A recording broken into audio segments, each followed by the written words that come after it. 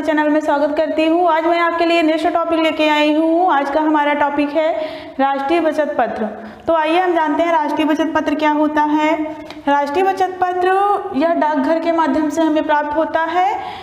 यह जो योजना होती है, इस योजना के अंतर्गत जमाकर्ता एक निश्चित राशि के बचत पत्र खरीद सकता है। यह योजना 5 तथा 10 वर्षीय होती है। इस योजना में जमा करने पर आय कर में नियमानुसार छूट मिलती है। ये बचत पत्र 100, 500, 1000, 5000 तथा 10,000 मूल्य वर्ग के मिलते हैं। बचत पत्र खरीदने के लिए फॉर्म भरकर उसे निर्धारित राशि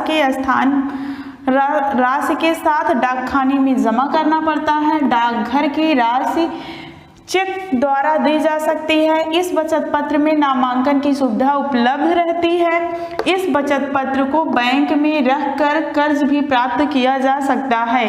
5 वर्षीय बचत पत्र पर 8.1% ब्याज दर प्राप्त होता है। कहने का तात्पर्य है कि जो हमारा राष्ट्रीय बचत पत्र योजना होता है, वह हम इस योजना के अंतर्गत जमाकर्ता को एक निश्चित राशि के रूप में बचत पत्र को खरीद सकता है। वह जो निश्चित राशि होती है वह 100 रुपये से लेकर हमारी 10,000 रुपये तक हो सकती है और इसमें नियमानुसार छूट भी मिलती है। और अगर हमारी कोई आकस्मिक आवश्यकता पड़ जाती है तो हम किसी बैंक में राष्ट्रीय बचत पत्र को रख करके वहां से कर्ज भी प्राप्त कर सकते हैं और इसमें 8.1% की ब्याज मिलती है। तो आशा करती हूँ कि आपको राष्ट्रीय बचत पत्र योजना समझ में आया होगा। उसके बाद फिर आता है हमारा चालू खाता योजना। चालू खाता योजना क्या होती है? जिस प्रकार से हम अपना बचत खाता योजना खुलवाते हैं, उसी प्रकार से चालू खाता योजना भी होती है। लेकिन यह जो चालू खाता योजना होती है, यह व्यापारियों के लिए हितकर होती है। यह पारिवारिक बचतों के लिए उपयुक्त नहीं होती है। तो आइए इसके बारे में जानते हैं। चालू खाता योजना, चालू खाता योजना जो होती है यह व्यापारियों के लिए हितकर होती है, पारिवारिक बचतों के लिए उपयुक्त नहीं होती है। इसमें रुपया जमा करने निकालने की पूर्ण छूट मिलती है। दिन में चाहे जितनी बार हम अपने खातों को चेक द्वारा खाते से चेक द्वारा ही निकाला जा सकता है। पैसे को जमा राशि पर ब्याज नहीं दिया जाता है और जो हमारी जमा राशि होती है उस पर हमें ब्याज नहीं दिया जाता है। कहने का मतलब है कि जो चालू खाता योजना होता है यह व्यापारियों के लिए हितकर होती है, पारिवारिक बचतों के लिए नहीं होती है, क्योंकि इसमें किसी प्रकार का ब्याज नहीं प्राप्त होता है। इसमें हम दिन भर में चेक के माध्यम से कई बार लेन देन करते हैं। तो जो व्यापारी होते हैं, जो व्यवसाय करते हैं, उनको दिन भर में कई बार लेन देन करना पड़ता है, तो उनके लिए यह योजना एक अच्छी योजना है। उसके बाद हमारा है पासबुक। पासबुक क्या है? हमें बैंक के माध्यम से एक पुस्तिका प्राप्त होती है जब हम खाता खुलवाते हैं, उसी को पासबुक कहते हैं। पासबुक प्रत्येक खाताधारी को प्राप्त पुस्तिका पासबुक कहलाती है। इसमें निजी विवरण, लेन देन का ब्याज का विवरण अंकित होता है। कहने का मतलब है कि जो प्रत्येक खाताधारक होते हैं उनको बैंक से एक पुस्तिका प्राप्त होती है, वही पुस्तिका हमारी पासबुक कहलाती है।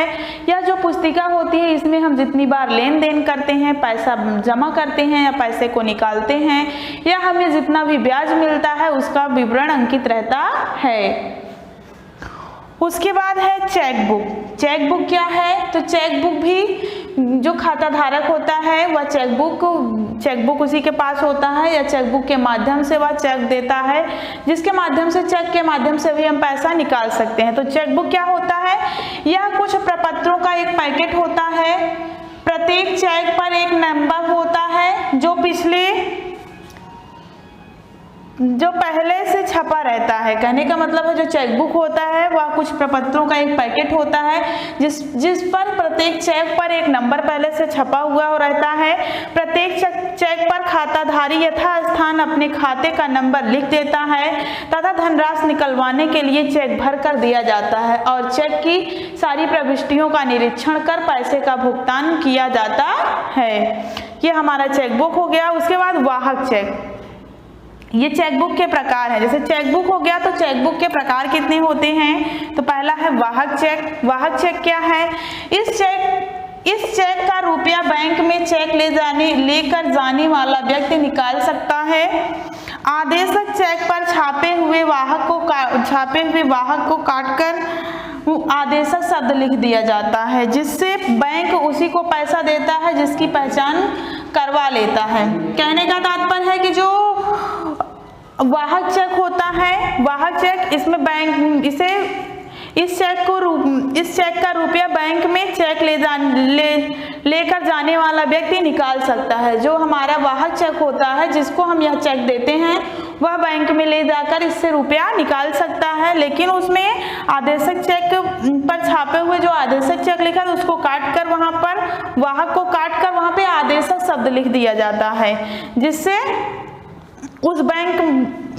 जिससे बैंक उसी को पैसा देता है जिसकी वह पहचान कर लेता है। आदेशक शब्द लिख देने से जो वाहक चेक होता है, वाहक को काट कर आदेशक लिख दिया जाता है, जिससे बैंक द्वारा उस व्यक्ति की पहचान करके उसे भुगतान कर दिया जाता है। उसके बाद हमारा आता है क्रॉस चेक या रेखांकित चेक। ये क्रॉस या रेखांकित चेक क्या है? तो क्रॉस या रेखांकित चेक जो होता है, इस चेक पर दो समांतर रेखाएं खींच दी जाती हैं, जिससे पैसे का भुगतान हो जाता है। जो प्राप्तकर्ता होता है उसे भुगतान पैसा धनराशि के रूप में उसके अकाउंट में जाता है। कहने का मतलब है प्राप्तकर्ता के बैंक में जाता है, और जो है इसमें किसी भी प्रकार के धोखाधड़ी की आशंका नहीं रहती है। उसके बाद यात्री चेक। यात्री चेक का तात्पर्य है कि यात्री चेक जो होता है यह हमारा 100 रुपये, 500 रुपये, 1000 रुपये का होता है। हम कहीं सफ़र कर रहे हैं तो आजकल बहुत ज़्यादा चोरी होने का डर रहता है, तो यात्री चेक के माध्यम से हम बैंक से चेक बनवा लेते हैं, जिससे हमें चोरी होने की आशंका नहीं रहती है। तो यात्री चेक के माध्यम से हम अपने पैसे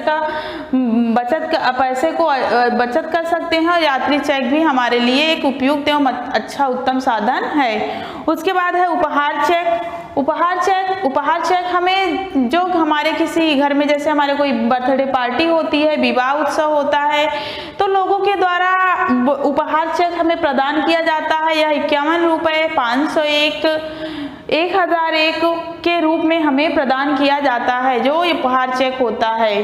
तो इस प्रकार से आज हमने पढ़ा राष्ट्रीय बचत पत्र क्या होता है, चालू खाता योजना क्या होता है, पासबुक, चेकबुक, वाहक चेकबुक, फिर चेकबुक के प्रकार कौन कौन से होते हैं, वाहक चेक, क्रॉस चेक, यात्री चेक और उपहार चेक। 4 प्रकार के चेक होते हैं, इनके बारे में हमने पढ़ा। अगर आपको समझ में आया है तो आप हमारे चैनल को लाइक करिए, शेयर करिए, सब्सक्राइब करिए। जय हिंद, जय भारत।